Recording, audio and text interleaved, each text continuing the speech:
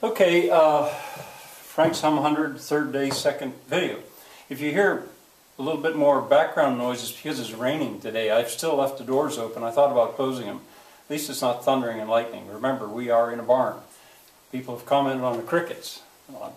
They're around me all the time, so I hadn't heard them, but they said that they could hear them. Well, you'll have that. Novamove.com, that's where I've been watching it online. I have my own copy of Much Ado About Nothing, but I wanted to make sure if you wanted to, you could see it there. It's working.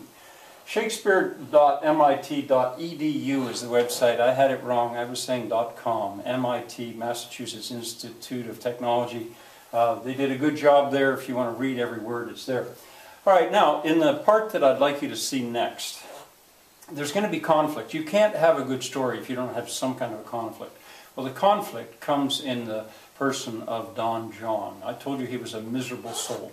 He's the half-brother of the prince, Don Pedro.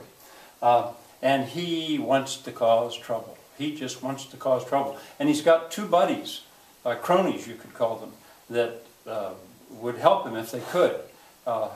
Any kind of trouble for his brother. I think he's maybe jealous because his brother gets the inheritance. And you see, later on he's going to be called a bastard. Not meaning he's a bad guy, meaning that he was born out of wedlock. Anyway, at one point he explains that he would rather be a canker in a hedge than a rose in his grace. That's a pretty neat metaphor. Or maybe it's a simile. But, you know, if you don't know what a canker in a hedge is, most kids don't. I have to make sure they know. But if you don't speak English, you almost certainly don't know. Translation is fine. If any of you, I know some of you are watching this from Germany, maybe somebody in Spain, maybe somebody in Brazil. Shakespeare in translation, I think, works. I've looked at parts of it in German before, and it was fun because I knew just what the words were because I know his place so well, and it was so much fun to see them in German. But anyway, I would find a way to get subtitles in the language of your choice. It would work. Anyway, he has no wish to please his brother. He goes on to say that he is a plain-dealing villain. No doubt about it. He has no idea that he's anything but a villain. That's useful because he gives us conflict for sure. Well, as the conversation goes on, and I'm going to ask you to look at quite a long clip here this time, and I'm hoping you can understand a lot of it. At one point, Beatrice says that a man for her would have to have a good leg. Well, in the old days, back in those days, you judged a man's good looks by the shape of his leg. Maybe women still do, I don't know. But that used to be a big thing. You didn't see women's legs usually back in those days. And a good foot, she says. Well, you didn't judge a man's good looks by his foot. She's not talking about a foot. That's that body humor that I'm talking about, and everyone laughs at it if you've understood it. Also, they say she's going to end up going to hell. That's what her uncle, I don't know if you figured out these relationships yet, but her uncle is Leonato. He says, well, there was a tradition that old maids went to hell. And she explains she's not worried about that. And she describes the devil like a cuckold. Well, there's that word cuckold. I told you it's so often. He's got horns on his head. He's like a cuckold. You find out, and the plan for the night, for this night, is that the prince will dress up in disguise. He'll pretend that he's Claudio, because Claudio's no good with words. He just talks in circles. The prince will do the talking, and the prince will arrange it so Claudio gets to marry Hero. That's the plan. That's what Borachio overheard.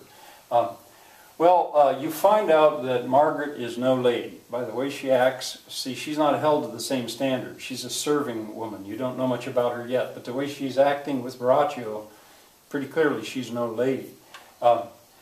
Claudio, we find out, is gullible. That means he believes stuff easily. If this were a tragedy, you would say that is his tragic flaw. He is too quick to believe stuff, and it really does cause trouble. And it almost works this first time, but not quite. At one point, when he thinks that the prince has betrayed him, he says, friendship is constant in all other things save in the office and affairs of love. I like to pause and get my students to see if they understand what that means. Friendship is constant in all other things, save in the office and affairs of love. You can count on a friend, he concludes, except when it comes to love. Your best friend will take your girlfriend away, or vice versa. At some point, you're going to hear the word poniards. Benedict is so mad at her. Poniards are daggers, and when she speaks, it's like daggers. I'm just kind of giving you notes here that might help you understand it. He calls her a harpy. Well, usually I've got some students that are real excited to explain what a harpy is because they know their Greek mythology. A harpy was like an eagle or a vulture, part eagle, part vulture, and part woman that would come swooping down and rip you to shreds. They were nasty, ugly. That's what he calls her. She talks about false dice, that he had won her heart with false dice. There's where false dice is a way to cheat. You weight one side of the dice a little bit more, so they're going to come up predictably. It's a way of cheating. And apparently, they had a history. Now we understand why they get so mad at each other. They had a history. They were once in love, apparently, but he was not true to her. Something. That explains. All right, put him down. The prince says, you've put him down. Well, here comes body humor. See if you can understand this. She says to him, you know, if you put somebody down, you say mean things about him, make him feel bad. But she turns that around. She's always playing with words. To put down, she says, so I would not he should do me, lest I should prove the mother of fools. That takes some thinking, but I can usually get that out of the kids. If he would put her down, now she's making it a sexual joke. Put her down sexually, she could end up having his kids, and they would be fools. Look at him. This is so compact, the cleverness in this stuff. But that's what she means there. When Claudio is so happy, he says, silence is the perfectest herald of joy. I were but little happy if I could say how much. That's happened to me I don't know how many times, where I'm just so happy I can't speak. Silence is the only thing I can do. It's happened to me recently. Shakespeare says it so well. But perfectest, you know, there's a name for that. It's like a double superlative. How can you be more perfect than perfect? Perfectest, that makes no sense. But then shortly after that, I love that about Shakespeare, actually. He's not confined by rules. He does what he wants his words to do.